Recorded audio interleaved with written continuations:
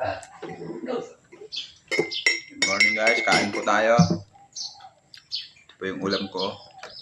Pritong talong. Tapos bagoong na may kalamansi. Yan lang po yung ulam namin.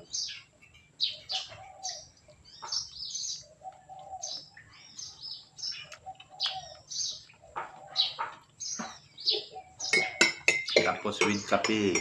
Masarap daw magkape pag sa umaga.